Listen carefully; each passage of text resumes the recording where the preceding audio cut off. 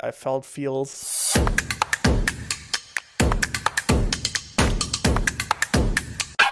Hello, and welcome to another episode of the Bull Banana Podcast. Has been quite a run. We've been back for quite a while now. I think we've gotten 2 whole months in at this point, roughly, or almost. 7 weeks. I actually think 7 weeks in a row is our record of all time. I don't think even in the previous run we got through that many without a break. Definitely for recordings. I think we definitely would have released 7 episodes in a row, but there would have been some frantic behind the scenes action going on to make that happen. Yeah. This has been pretty smooth this time round. Yeah, it has been pretty smooth, I will say. So our new setup definitely has made it easier to stick with this. I feel like, Sophie, you're channeling your inner Japanese high school girl today. Is that correct? Kawaii! How very kawaii. So, which fits perfectly. It's almost as if you did it preparing for this episode. I actually want to say, full disclaimer, I wasn't actually preparing for this episode. I just came back from dance and I haven't washed my hair in a week, so I can't have my hair out because it's super oily right now. It's super gross. So I had to tie my hair up. But after I got my hair cut, if I tie my hair up in one ponytail, it comes out and it's very impractical when I dance, which is why I actually have my hair in pigtails. But it worked out very nicely. Which is why you went schoolgirl. Okay. That was a lot of lore there, a lot of background. Sophie hair lore. But yeah, we're talking today about an anime that I proposed, and from the 10 minutes that we talked before this podcast, it looks like I will be dying on a lonely hill today, trying to defend this anime. Because Sophie finished it, she told me, but I think she has her criticisms as I get, and Liam kind of checked out at episode 5 of 13. So I assume he must have loved it. He was like, this is so good, I'm gonna stop watching this right away. Such a big fan that I needed to ration it and save it for later in life.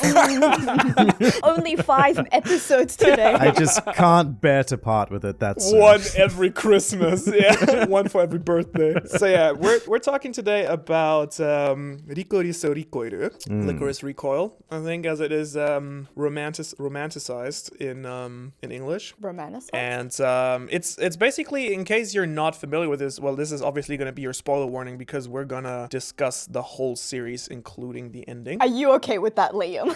Are you okay with being spoiled? Look, usually not, but for the sake of content, I'll deal with it. I'm sorry that we're going to break your Christmas present. It's not about the destination, it's about the journey. So I will say straight out the gate that the series has obviously its weaknesses. So it's not one of those series that, like, otherwise probably everyone would have heard about it if it was like the next super crazy thing. But I personally have like a lot of reasons why I really enjoyed it. To give it a quick summary, I would say it's about modern day Japan, but like the universe is a little bit different. So it's basically the same, only that there are kind of teenage high school assassins. Like there's a girl group and a boy group of like undercover spies, and Japan is the only country in the world that's basically completely without war and conflict. Like people don't even know, like guns basically don't exist, everything. And these 2 groups are kind of undercover, like the society doesn't know that they exist, and they kind of fight crime and like take out bad guys before the public gets wind about anything bad that happens. Yes,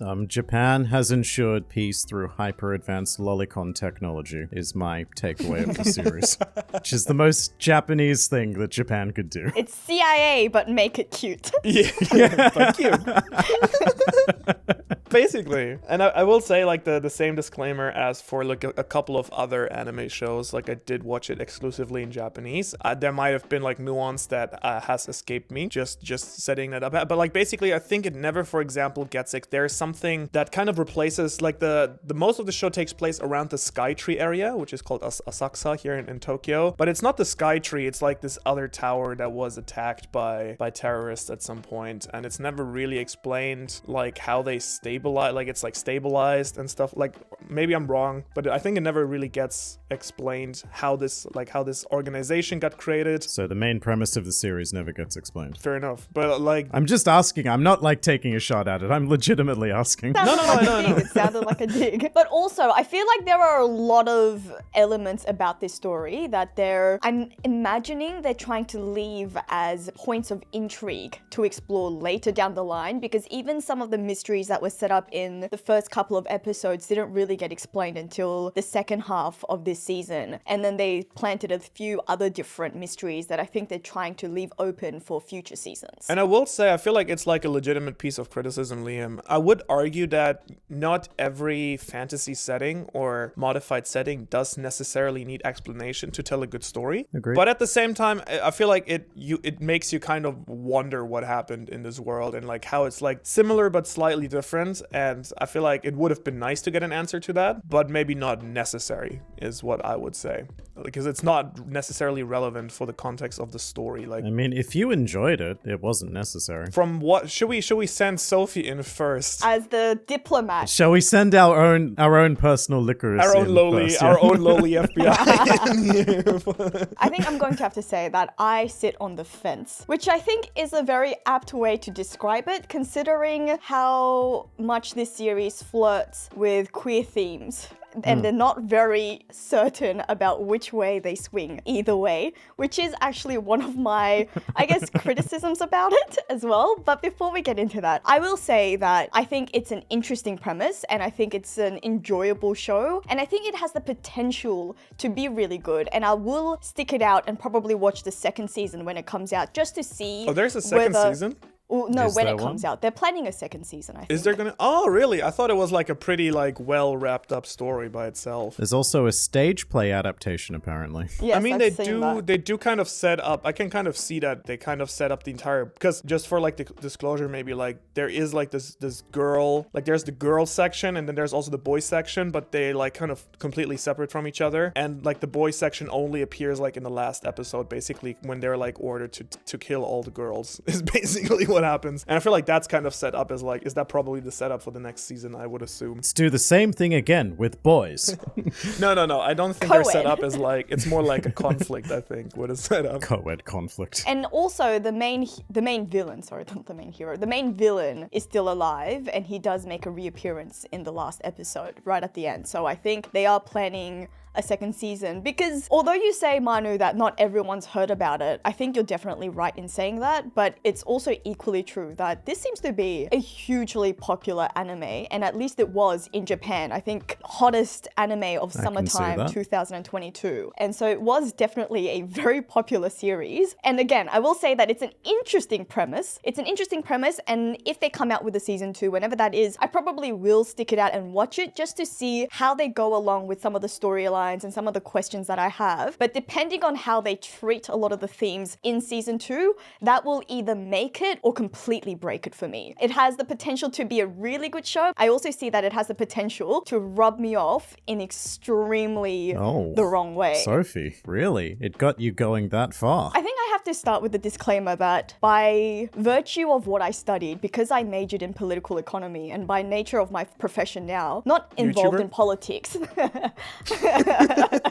Well, I mean, that's valid for you too. It's anime. But no, I just mean like my day job. Being quite surrounded by like a lot of political pieces and, you know, a lot of politics in general, I think that's how I see a lot of not just media, but a lot of points about the world. And when I'm actually consuming media, I really have to make quite an active and conscious like decision to just enjoy things for the way, like for what it is, and not go in with like sort of the lens of how this has a political implication and what this means about like the wider world and whatnot. Okay, that is very interesting. Can I intersect there for a second? Sure. Because I'm extremely politically interested. And then maybe again, this might be because I watched this in Japanese. I did not really get the political, like, I did not like get any political vibes from the show at all. But then again, that might have been context. I like, and you mentioned something where you were like the queer theme, and you were like, you're not sure what direction they wanted to take it in. Like the only thing I actively noticed was like that basically the two stepfathers, or like the two adoptive fathers. Well, it's even more complicated than that. I guess. The father figure and her, like his lover. You didn't notice the two main characters? The two girls. There's a lot of queer shipping going on. Was there a love theme? Abs- There's a lot what? of shipping going on. Absolutely there was. What? Did we watch different series? I think it's in the 3rd or 4th episode. They're looking at each other's panties and they're listening to each other's boobs. Oh, don't touch my boob in public. Okay, I didn't look at Like, it. it's that not way explicitly stated, but it's about as heavily implied as you can get. I don't know if it is heavily implied. That's my problem, right? again. I feel like I would have noticed it if it was heavily implied. I was kind of thinking, like, don't I took know. it more as like the classic anime kind of like, oh, we're just like, oh, so innocent. Like, we could just talk about this. Is like the way I took it. Oh, innocent Manu. Sure. Young. The first person to say that to me, I take that as a compliment. If they're actually exploring these girls' relationship as a queer relationship, I think I would be more for it than if it's the other where it's just like, oh, this is just what, I don't know, like horny old men / I don't know, pubescent teenage boys think girls do in their free time. We just look up and lift up each other's dresses. skirts. That's Yeah. is Or- that not and just accurate? touch our boobs. I mean, that to not be what you guys fair, do? to be fair, I will say that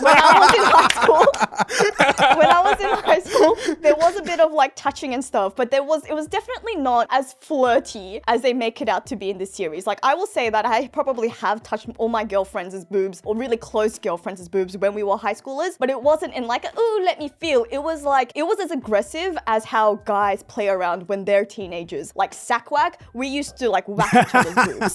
So it's not this like All cutesy, right, I oh my get it. god, like pillow fight stuff. It's like, yeah. Pussy slap. Whacked your boob. Okay, very interesting because like I mean the like relationship between, I forgot the name sadly, between the white guy and the black guy, like the two father figures, like that was not hinted at, that was just like explicitly stated, obviously. I feel like there might have been a moment where I thought that too, maybe that was that episode, but I just personally took it more as like kind of like a guy probably wrote this, he like wrote in like the classic like a little bit Japanese fan service in there, but I took it more as like two friends. They're just And then good kind of because the friends. theme like of the main character is you have the classic like Sasuke character but as a girl, but in this case the Sasuke character, like her like character flaw is being Sasuke basically, right? Like emotionless, like following orders, like enjoying just doing her work, and she kind of thrown into this like more like family like setting, having to learn to like, you know, open herself up a little bit, let loose, enjoy her life a little bit more, and like kind of realize that maybe relationships are more important than, you know, Then abandoning the village to go join Orochimaru. yeah, I guess so. I mean, she does kind of have those vibes, no? It's like, You've got the loud, forward extrovert, and then you've got the more concentrated, serious introvert dynamic. Yeah. though I will say, and this might just, please let me know what you think. I thought the white-haired girl, like, maybe this is personal taste, but I thought, like, personality-wise, I thought she was very enjoyable. Yeah, Yeah, she was fun. I quite liked I her. think yeah. she's supposed Like, to very fun character, yeah. But, like, not in the Naruto kind of way where it's kind of annoying. Like, this annoying positivity. I felt it was, like, because you could tell that the character had, like, layers to it. Like, She wasn't overboard. She wasn't like full on Asta just yelling all the time, sort of thing. And like when things get serious, she's able to get serious. Yeah. yeah, I will actually say she was like the favorite thing about my show because it, like, Chisato was like the main reason, like especially later episodes, Liam, that to be fair, I will totally agree with you that it just took too long to get there, where like it kind of, and I totally see why it could lose you there. But like I'm not sure how you feel about that, Sophie. I felt like in the later episodes, like 9, 10, when you kind of like, when she kind of has to come to terms with like that she's gonna die, I felt that was set up wonderfully. What a shock for Liam. Yes. At episode 5, do you know that her heart is fake? Yes. Like her heart is, okay, alright. You know that in the episode where the really fucking morbid episode where they like parade the corpse around the city. Not the corpse, but like the guy who's so like drug addicted that he can't move, and he's like being used as an illusion to speak to the girls. And it's like, it's so weird to think about in retrospect that they just abducted an old man from the hospital and was like, put him in the chair and control him. I felt like Chisato's character is like developed, is the most developed character and easily the most interesting in the show. And I feel like the way she reacts to like everything that's happening to her later on in the series is like very real. I feel like it's very nicely written on that one character where she kind of like pushes down like those emotions, and it's kind of only hinted at in like a few scenes that she's really struggling with that as well and doesn't really want to die. And I feel like it's really nice then that entire last arc where then like she kind of just tries to have everyone live a normal life while her friend is trying to, you know, obviously save her and the entire cafe. And like all the betrayal that's going on there and the manipulation and the way she handles it. I feel like that definitely made me emotional. Like I really enjoyed that. That hit like a good spot writing wise for me. And like her character was definitely like the main reason I recommended the anime in the first place. It's interesting that you say that because I wouldn't necessarily say that it was her character development. I think I actually saw quite little character development from her, which isn't to say it was a bad thing because I think she was quite a strong character. It's not her character development, it's her writing. Yeah, because it's never like, because I feel like she was sort of the character that helped other characters develop around her. She's like already the like very much stable character arc, already Enlightened, established, yes. already like she already went kind of through her things, yeah. I would actually say the most interesting part for me was the relationship between her and Majima. And so I think it's a shame that you didn't get to that point, Liam, because I think that's what got me really interested. And this is where I go back to saying like I thought it was quite political because of the very premise of the show. It's just like state violence. I feel like it's almost like propaganda for the CIA because we're using cute girls. And like it's okay because they're cute and they're young and they're schoolgirls. And like it makes sense because the premise that they're lying with that, you know, no one would suspect young girls to be assassins. I completely understand that. And like because that's something that I think about, like even for myself. I think people really wouldn't suspect me to do like crazy shit or like to do I would crime. totally suspect you. No, me? There's this YouTube video, I think it was like Wired or someone, and they interviewed like this ex-CIA. I'm not sure if she's a director or just like a like ex-CIA employee, but she kind of like discusses how when they hire people, they're explicitly looking for people who are extremely charismatic and are really good at making friends because that's like the one thing they can teach people, having people open up around them and kind of creating a friendly atmosphere. So they're explicitly hiring people like you that like brighten people, like that are like easy to trust and so on and so forth. That's literally what they're looking for. I mean, that's for a trained mind, but for everyday people, what have I been doing this entire 7 weeks? Just been gathering intel on YouTube. Where did you break your foot, Sophie? What really happened? I told you it was an accident. I tripped over the dead bodies of my enemies. Yeah, I want to ask you, Sophie, actually, like, do you feel that's the message? I guess you can interpret it like both ways, but I personally felt that the anime was like more critical of like that system of like female, because isn't the entire first season kind of like they're kind of allies, and it's kind of implied, yeah, we don't want them to like be exposed to the world, but at the same time, like the female leader, even though she cares for the girls, she's also like shown like clearly manipulating them, making use of them, like just sending them out. And at the same time, the whole show or the first season is all about Majima kind of cutting ties with that organization and kind of like learning to like stop following orders and rather like find people that she can trust. Yeah, so I feel like that was more the message that I took away, where it was like more anti making use of cute little girls as assassins. And this is why I say that I think the show could become a real like highlight for me versus it could also just ruin it for me because, okay, a bit of context for you, Liam. Majima is the, I guess, long-running villain, one of like the main villains throughout the first season, and his whole deal is to expose the Licorice organization for what it is, because obviously it's a secret and no one in Japan knows about it or knows about their existence. And it all comes down to this final battle between Chisato and Majima. And there's a line where Majima actually says, I don't know what it is in Japanese, but the English translation was something along the lines of, me who's trying to break the system or expose it for what it is, and you, referring to Chisato, someone who's trying to keep up the status quo. And this is where things got really interesting for me, because I thought I completely agree with you, Manu, that for the entire series, Chisato was teaching Takina not to just become like a brainless child soldier of the Licorice system, do her own things, protect lives. And then at the end, Chisato decides, I like things to stay the way that they are. And so I thought it was a bit strange that we had this, you know, strong female character who had her own free will, as opposed to all of the other Licorice agents who don't really have free wills. Not exactly what happens though, because I mean, in the climax, like the reason Chisato comes from Majima in the first place is because he kidnaps like her stepfather, the guy who's been like the real villain, right? Who's been like pulling the strings. So that's the first reason she comes, and then afterwards, like he threatens to blow up the tower over the city, right? Which is like the second reason. And then when he dies, it kind of is exposed that he never planned to do it in the first place when the fireworks go off. But I would agree that all the characters in the show are fairly morally gray to a certain degree, and who knows if that's on purpose or not. I'd like to think, or I'd like to give the benefit of the doubt, or like think that it's like on purpose, because I think that makes the show so interesting. You can kind of see everyone's point, where like the Licorice organization, well, their point is kind of like, well, we want people to just live peacefully, and like Japan is that last place on earth where you can like live peacefully and like without worrying about violence and so on and so forth, and we just don't want people to have to deal with that stuff, so we're just gonna do all of this in secrecy and kind of like weed out the bad apples while no one's looking. Again, super flawed, obviously, but like the intention behind it is kind of understandable, where it's like, oh, it's like for the greater good, quote unquote, of the people. And Majima the same, where it's like, you can see his point where he's like, it's kind of fucked up that you have these like kids, you know, who are like just like running around and like killing people without anyone knowing that that's going on, but at the same time he is also like killing a lot of people in the process of trying to make that point. And I think Majima is like a classic, one of the classic examples where shows, when they deal with sort of like these sort of, I guess, quite politically laden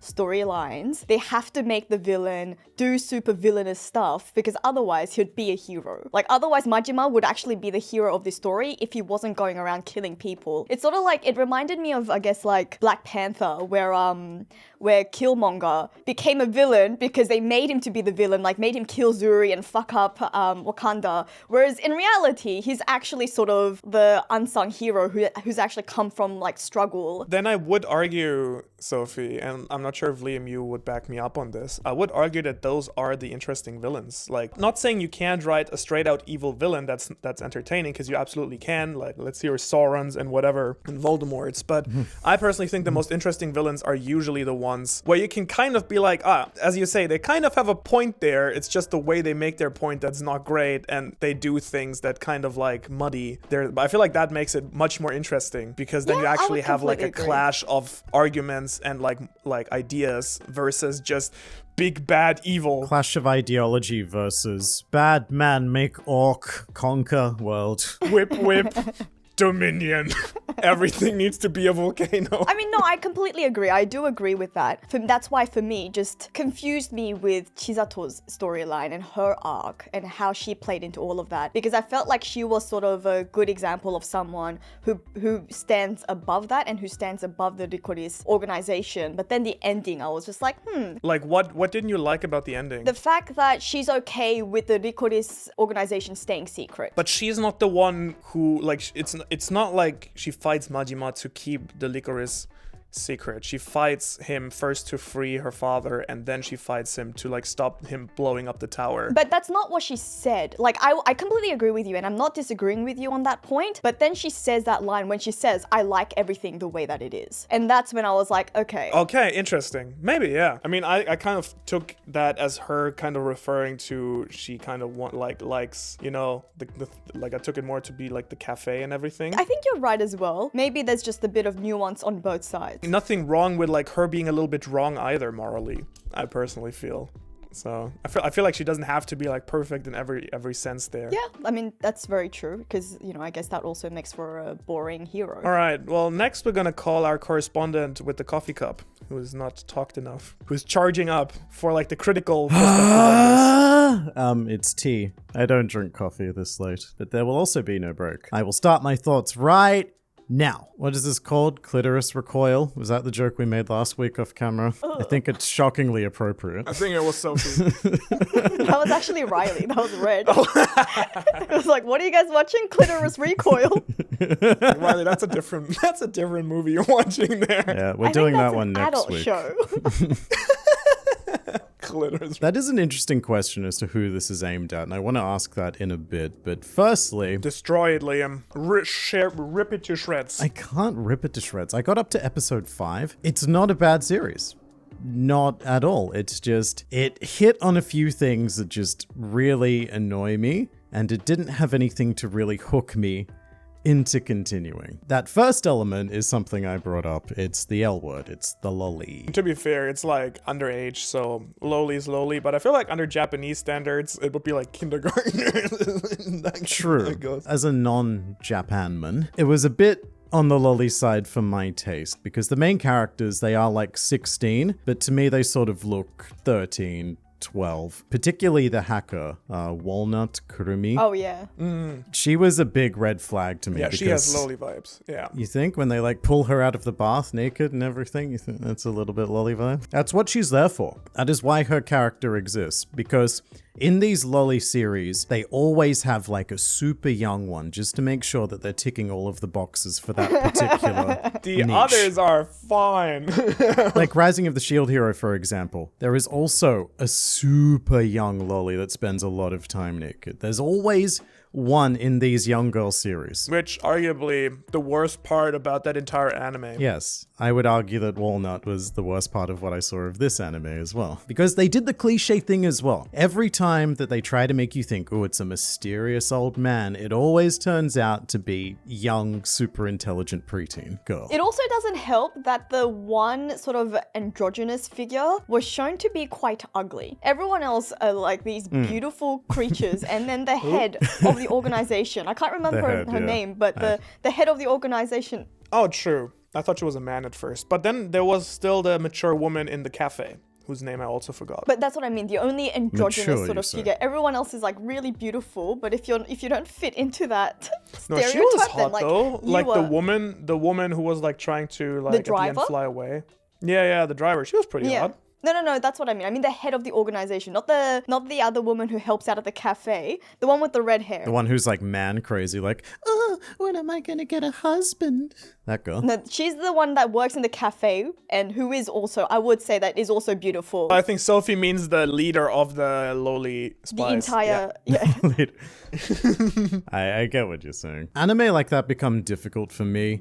I just get a bit uncomfortable when kids, they are pretty much children, do get sexualized, I'm gonna say, with all of the tit grabbing, the upskirting, the pulling out of the bath nude sort of stuff. The one episode where the entire premise is, I need to take you panty shopping. Sophie was like, oh, that was my favorite episode. To be honest though, all of that, it can be forgivable because I got through the first season of Shield Hero with all of that stuff present and I still quite enjoyed it. But it is annoying even in Shield Hero, I will say, because I do enjoy the series overall, but that part, yeah. Same for ReZero, by the way. Yeah, I think ReZero at least makes them look a bit older. But it's the same sort of young harem girl vibe. Yeah, they like who's the really young one in ReZero? Oh, I guess Betty. Like Rem and Ram. Even though she's like 300 years old or whatever, she does look like an 8-year-old. Betty, yeah. I wasn't even thinking like Ram and Ram, like the pink and blue-haired girl. I think they look a little bit more like 16 though. I would buy that they're 16. I think they're more passable. You could say that they're like between 16 to 18. I mean, I will say, Liam, I totally agree with you there. But that's a general thing where like there's two things clashing here. One that's kind of quote unquote forgivable and the other which is not. Which is like on the forgivable part is that anime in general is so often centered around like that high school age. Because It happens. it is like culturally the last, well, there's like a word for it in Japanese too. It's like basically the last time in like a Japanese person's life where they're like free to do what they want, like experience new things, kind of, you know, enjoy life a little bit before they have to become shakaijin, so part of like society, and like sit down, study, and then work in an office. And that's just something that is like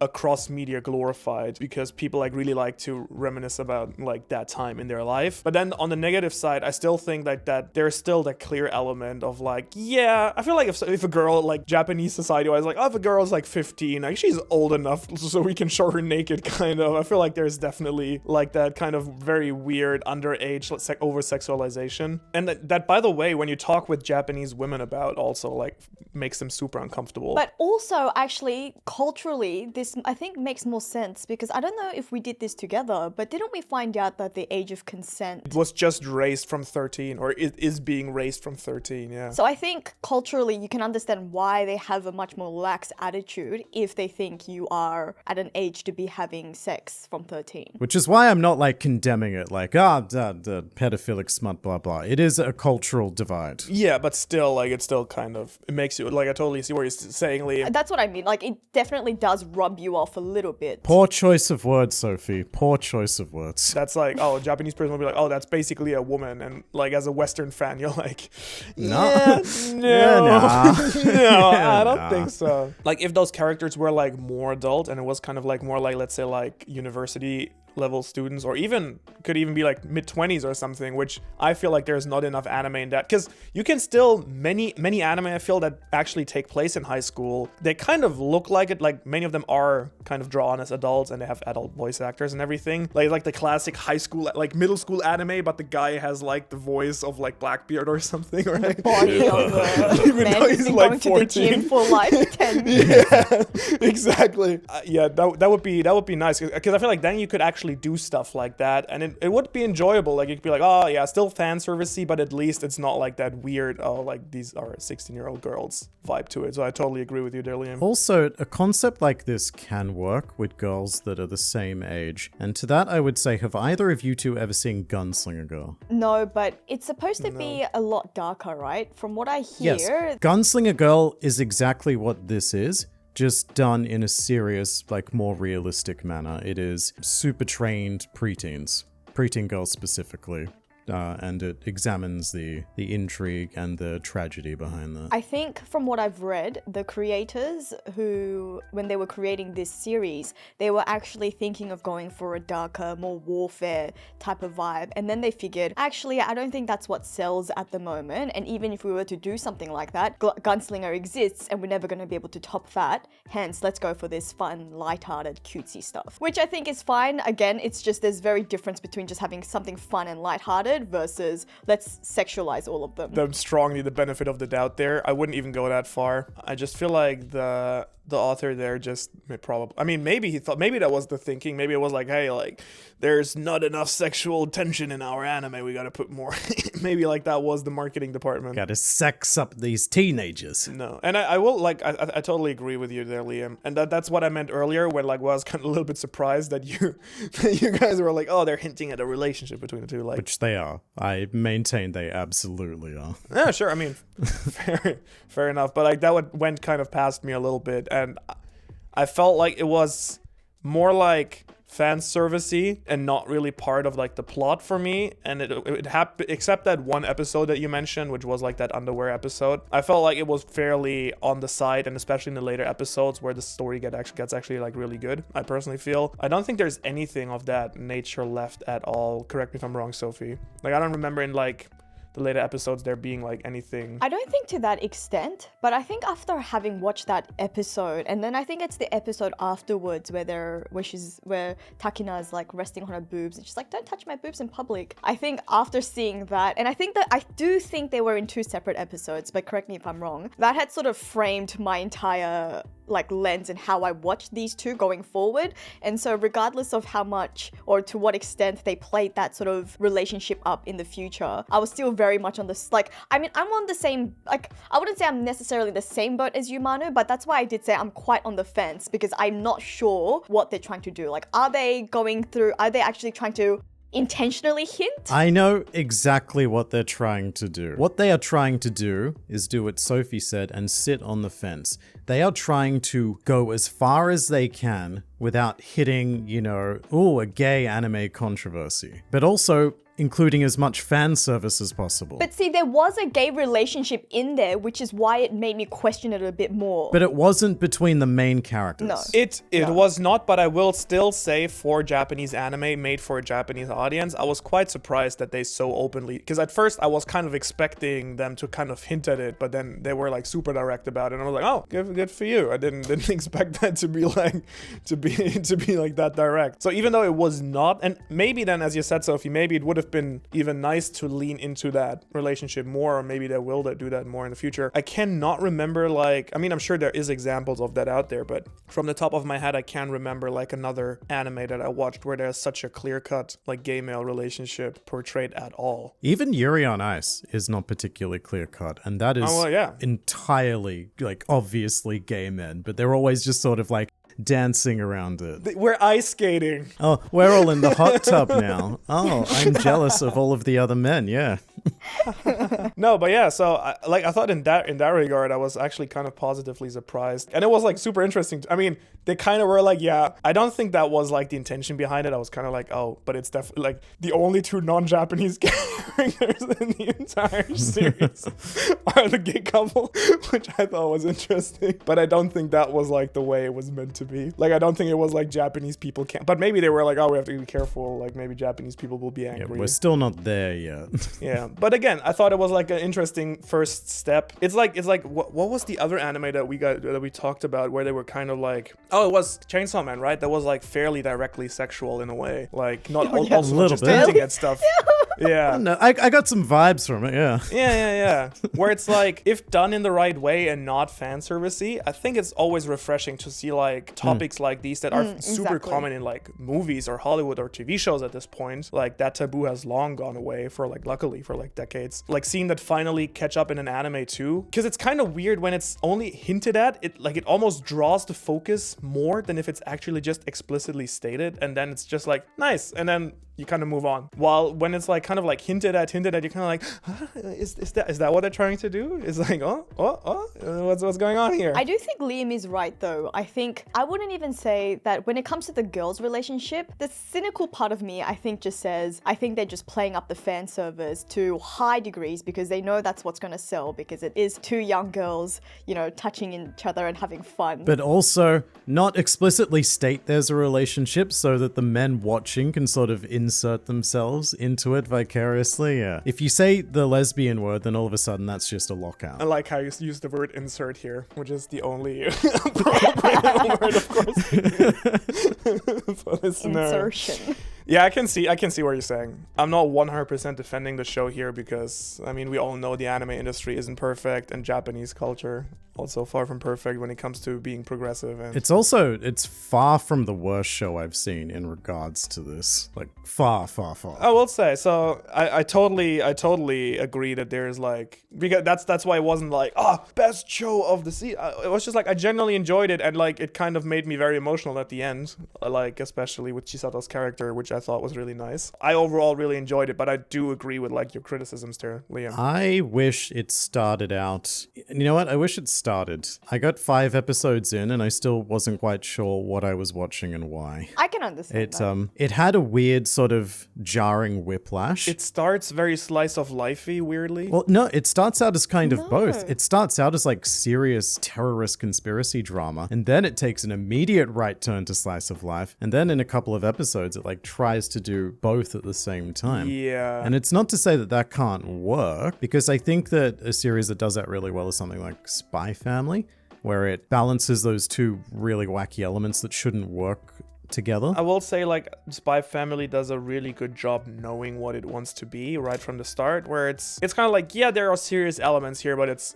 supposed, like, it's mostly fun and like kind of like fooling around. Whereas I don't know what this is. I don't know which one it wants to be. Licorice Recoil, well, it like when you watch it to the end, it's clear that it's supposed to be like a drama kind of, and like it is supposed to be serious. I just feel like it was in the early episode, it was almost the amount of comedy was badly distributed, I would say. As opposed to plot. Where you had like some episodes that were like super comedy slice of life, and then the next episode was like Subway Massacre kind of, where I feel like maybe they either should have like turned down maybe that was just the fan service episode and they were like, we're just gonna pack it all into one episode here, or they could have like tuned it down a little, or just cut it in there a little bit more. I think it doesn't help that, or I mean, I wouldn't say it doesn't help, but I think it might be the case that with Spy Family, they're adapting a pre-existing manga, right? Whereas in this case, we should say this is an anime original. Yeah, this is an anime original, and that's why I also said that I probably will give season 2, if and when it comes out, a shot to see whether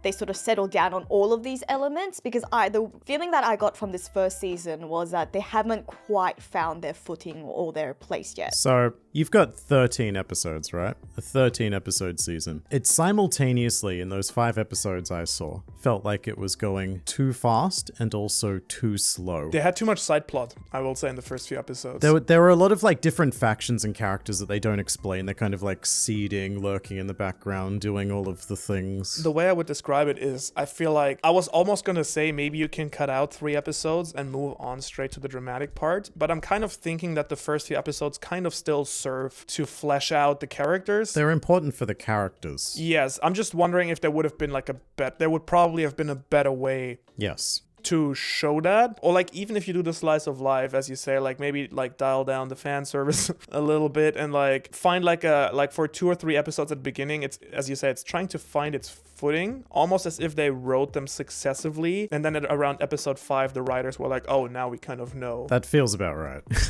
Yeah, because at a certain, I'm not sure if you felt the same way, Sophie, but like starting around episode 6, 7, before that I watched like 1 episode a night, like kind of like hanging out, and then we were watching it like 1 episode here, 1 episode there, but then starting episode 6, 7 was when we were like, oh, we kind of want to watch the next one and the next one, because from there kind of the story tied together really well and like the events were like cohesive. So maybe it was like, oh, like what we're trying to do with this world, and then they didn't bother to go back and kind of like, maybe they were like under time pressure, and then they were like, we don't have time to like revisit the first 4 episodes and make those work a little bit better. Yeah, but I watched over a third of the series and it went nowhere for me. So that was the point where I was like, the only redeemable aspect of it to me, the only thing that sort of tempted me to click that, next episode button was Chisato, because I did thoroughly enjoy her. I'm a sucker for the whole pacifist thing, even though I've not ever finished Gintama, I will say. But I do like that, the sort of person who goes against the grain and finds a different solution to problems. And it's a fun take, like it's also because she's genuinely like a charismatic, mature character in many ways, but still has like that humorous side to her, and she is kind of like also the Gojo and like Shanks of that world, where she's like super overpowered. But she's kind of nerved by like her values, I guess, to like not take lives. Would you say she's nerfed? I don't think so. I don't think it's ever handicapped her. In theory, if she were just like kind of what Takina is at the beginning, like that cold-blooded, I'll just like kill because that's my job and like that's the smartest thing to do, like if she did that, yeah, she would beat so many PBs. yeah, the story would be very short. Run through everyone.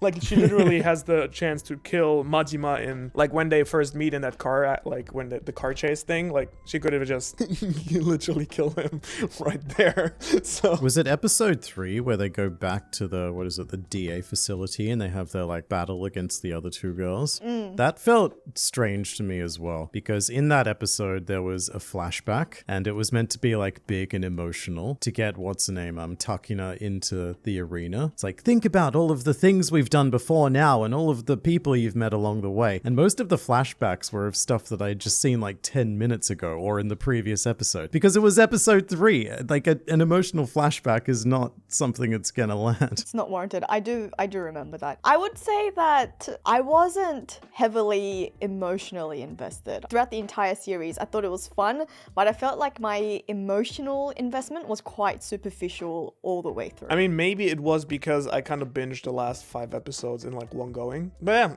like spoke to me. Like I feel like, again, for it being a decent, like a decent anime, like not a terrible anime, good anime, but also not like eye-opening, as we've said. I feel like for something that was like a casual watch for me, I was fairly happy with what I got out of it, because I often have like casual shows I watch, and even though I don't have high expectations, I still often end up a little bit disappointed with the conclusion of the anime at the end. And I felt like this one left me kind of like satisfied, like I felt happy with the conclusion. So yeah, I felt feels, I thought thoughts. Felt the feels. I thought thoughts, I fooded food.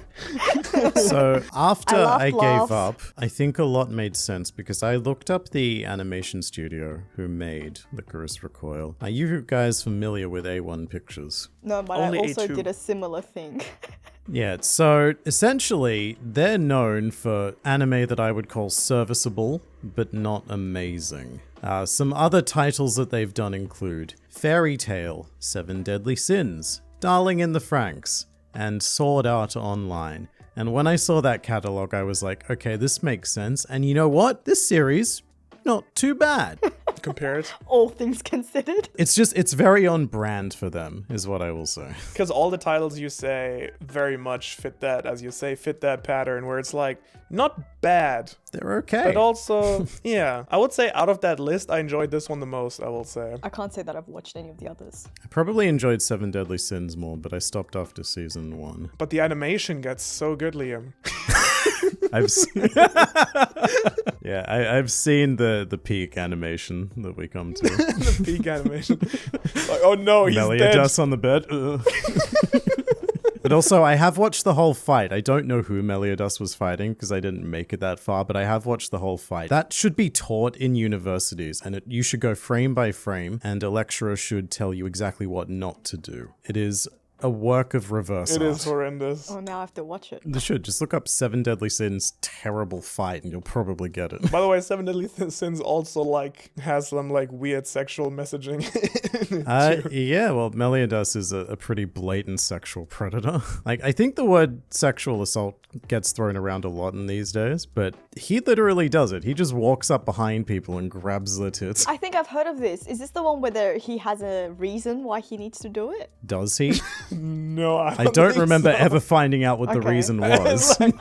Oh shit! Wait, isn't there was like this Dave Chappelle joke where he's like, "I have this idea for a movie. It's this superhero, and he gets his powers by like having sex or something, but he's also super ugly. So Oh, the no, struggle. I have to touch the boobs, otherwise I can't activate my powers." That could be something interesting. There's actually a manga, Undead Unluck, and I was reading it for a while where that's basically the premise. It's a while ago Really? now, I and read I the haven't first read it. volume. Yeah, isn't that the premise where I think the more sort of like sexual activity she does, the more like skinship there is between the main girl character, bad things happen to the guy, but in this case, the guy actually wants bad things to happen to him because he wants to die. So he's like, kiss me, I want to kiss. Like, I want to feel your boobs because that will mean like Earths will fall, like the Earth, like planets will fall on me. Might not have gotten that far into the story. I don't remember that part. I only remember like the opening scene where he like literally dies and then he catches her or something. That's the only part of that entire story I remember. Isn't it getting an anime? I think it is. So Liam would definitely watch that. Well, I don't know how old she is, so might be okay. I know of Undead Unlock because it's been one of those titles that has been in Shonen Jump, and it always like pops up when I'm trying to read One Piece or Hunter x Hunter or something. I think it's Marshall that's getting an anime first, the more Harry Potter one. That's already come out.